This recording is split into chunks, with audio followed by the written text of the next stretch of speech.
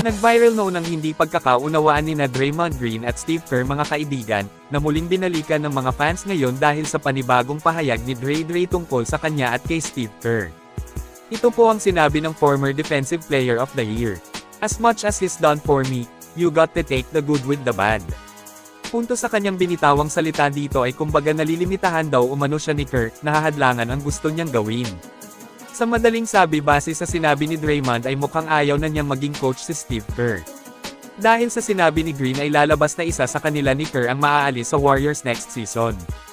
Mukhang kailangan na mamili ang GSW kung sino kina Green at Steve Kerr ang mananatili sa kanila, kasi magiging malaking problema sa grupo kapag magsama pa rin sila sa Dubs next season. Para sa akin, sa tingin ko parang si Draymond Green ang mawawala sa Warriors sa susunod na season, kung saan muntikan na rin nga siyang matrade noon sa Bucks kapalit kay Giannis. Na dyan posibleng makakapasok ulit si Kevin Durant sa Warriors kapag wala na si Dre, kasi alam naman natin na isa rin ang away ni KD at Dre noon kaya umalis si Durant sa Golden State. Well, kung bibitawan ng Warriors si Green ay hindi malabo ang pagbabalik ni KD sa Warriors. Hindi rin pwedeng itanggi ni Durant ang katotohanan na dahil sa GSW at kay Stephen Curry kaya siya nag-champion.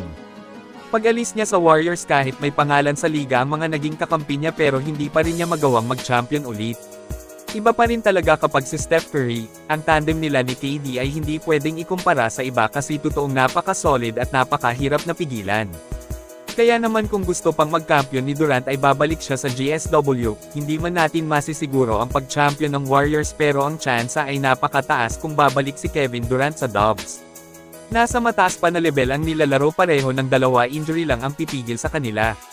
Maingay rin ngayon na itong si Aaron Gordon ang magiging kapalit ni Dre sa Warriors at si Keon Ellis naman ang papalit kay DeAnthony Melton.